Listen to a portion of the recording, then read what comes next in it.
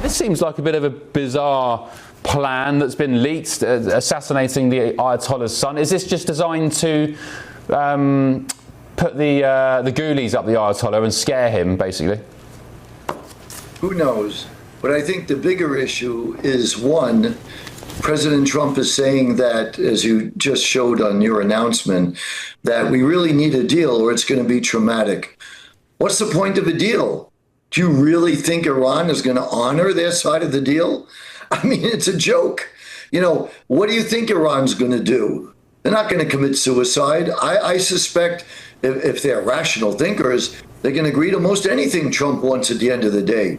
They want to get that armada away from Iran. They don't want to be attacked. But of course, you know, they're not going to honor it. You know, if I were an evil man, and I'm not, and if I were advising Iran and I'm not, I would tell them, just agree to whatever Trump wants. They're not going to keep that armada there. It costs billions of dollars a day. They want it in the Pacific, off the coast of China. So I think that's a huge problem.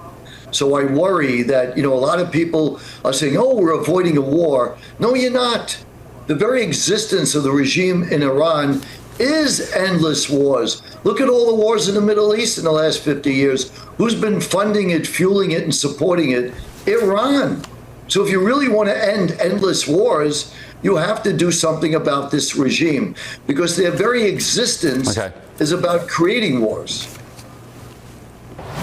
Yeah, I'm just also, you know, I'm not a warmonger. I supported President Trump when he called himself the peace president. I think lots of MAGA supporters voted for President Trump because he said he wouldn't he wouldn't get involved in foreign interventions. However, when we see what we've heard from the citizens of Iran being slaughtered, maybe up to 30,000, if reports on the ground are to be believed, and then President Trump says help is on the way, I'm not even Iranian, and I'd feel a little bit betrayed that it would just be limited strikes.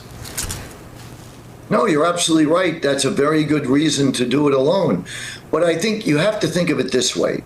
Let's say let's go back in time. The year is 1939. Poland is attacked by Germany. People go, oh no, we don't want to have war. I'm not a warmonger. War is terrible. It has to be avoided at all costs until you realize that if Britain had come to the aid of Poland, 65 million people would have lived.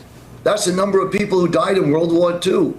So getting involved in a preventive war to prevent a much bigger war that's going to kill millions of people more is desirable. And that's the point we're trying to make.